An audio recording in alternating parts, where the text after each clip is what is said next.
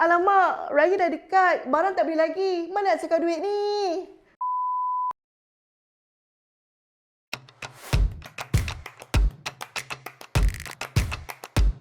Hai semua, kembali lagi kita dalam podcast Money X. Anda bersama saya Azira, siapa lagi kan? Yang tak sabar-sabar ni nak menantikan hari raya, hari-hari tengok kalender, bilalah nak raya kan? So anda-anda kat rumah macam mana puasa, okey ke? Dah beli ke persiapan raya, macam baju raya ke, kuih raya, kasut raya, tudung raya, songkok raya, semua benda raya lah. Dah beli ke belum? Beli-beli tu jangan lupa tengok akaun baki tu cukup ke tidak untuk nak bawa ke depan, kan? Sebab apa? Bukan setakat apa yang saya sebut tadi tu. Banyak lagi benda nak kena settle tau. Macam nak balik kampung, kereta kena ke servis. Yang mana tak balik naik kereta, nak kena beli tiket, tiket bas, tiket flight. Itu baru sikit je tau list. Nanti nak dekat raya nanti, ada juga benda-benda nak kena beli, barangan keperluan macam-macam lah. Kalau kita nak listkan tu sampai esok tak habis kita punya list. So macam bila dah sebut-sebut semua benda ni, tiba-tiba rasa pening kepala. Sebab benda ni melibatkan duit. Betul? Manalah nak cekau duit. Betul tak? Bagi mana dekat rumah tu yang tak tahu solution mana nak cekau duit, saya ada satu solution. Nak tahu tak apa dia? Sesuailah dengan topik kita hari ini. Saya tak nak bagi tahu lagi solution. Saya bagi tahu nama topik kita. Topik kita adalah kad kredit penyelamat raya ataupun pemusnah senyap, kan? Okey, so bila kita sebut tentang kredit kad ni, mungkin mana anda kat rumah yang tak biasa dengan kad kredit, rasa macam benda ni akan menyusahkan kita lagi lah nanti. Tak sebenarnya, okey. Saya nak disclaimer kat sini. Sebenarnya benda ni bukannya orang kata pemusnah masa depan kita, tapi tengok pada kita yang mengawalnya. Macam mana, sebab dia adalah sekadar kad kecil dan nipis, kita je yang berbelanjakan dia. So bila kita belanja, kita kenalah bayar balik, okey? Itu adalah benda yang anda kena pegang, okey?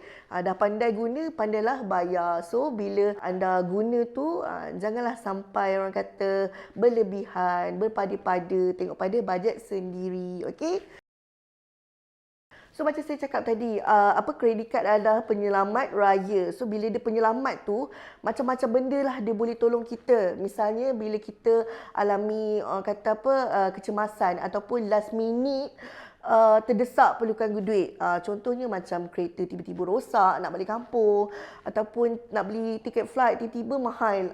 So dia datang sebagai hero untuk anda, okey? Seterusnya, yang anda balik naik kereta kan, perjalanan jauh, jangan risau sebab ada sesetengah kad kredit dia menggunakan petrol reward, yang mana kalau sejauh mana anda pergi, sebanyak itulah anda akan dapat reward. So akan dapat benefit dekat anda balik, okey, untuk benda ni. Dan seterusnya, kita juga ada sesetengah kad, ada juga yang kalau siapa yang naik flight tu, dia ada juga tawaran untuk duduk di lounge, di flight lounge. So sementara tunggu flight tu, bolehlah makan kat situ, duduk dengan selesa, bersenang lenang. Nak lagi kalau tiba-tiba flight tu delay. So waktu tu anda dah tak payah nak duduk dengan orang ramai kat luar sana dengan kursi yang keras ke apa semua tu. Duduk je santai dekat lounge sampai masanya teruslah naik flight, okey? Dan yang terakhir sekali saya rasa untuk penyelamat ni adalah untuk setiap kad kredit card yang tertentu akan ada cashback. Bila mana anda ada shopping kan, anda keluarkan duit, anda swipe, dia ada pulangan tunai untuk anda yang anda boleh nikmati. Kalau mungkin anda dah memang dari awal lagi ada credit card, so bila dah nak dekat raya ni, mungkin akan ada reward-reward tertentu yang anda boleh apply. Bolehlah beli baju ataupun beli persiapan raya. So anda dah tak keluarkan duit dah waktu tu, betul tak? So ini semua anda boleh dapat dengan adanya kad kredit. Okey, so mungkin ada yang pertama kali yang dengar pasal kad kredit ni ataupun nak ambil tahu tentang kad kredit ni kan. So macam kononnya nak pergi bank lah, nak tanya bank. Tapi banyak pula bank nak kena pergi kan, 2-3 bank nak kena tanya kredit kad mana yang sesuai untuk kita. Kalau nak tengok online pun tak tahu nak tengok macam mana kan. Jangan risau. Saya ada satu solution yang menarik untuk anda. Solusi lagi. Okay. So solutionnya adalah dengan MoneyX. Okay. So dengan MoneyX tu macam mana anda nak apply kan? Cara dia senang je. Anda upload je aplikasi MoneyX. Dalam MoneyX tu anda boleh tengoklah pelbagai jenis tawaran kredit kad yang ada kat situ. Anda boleh tengok dengan santainya yang mana yang sesuai dengan kewangan anda, taraf kewangan anda kan.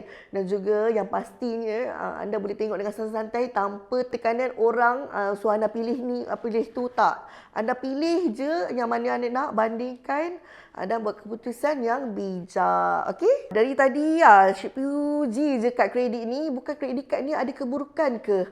Hello. Okey, sebenarnya tak. Sebenarnya itu semua bergantung kepada kita. Macam saya cakap tadi kan, kad kredit tu adalah sekadar kad sahaja.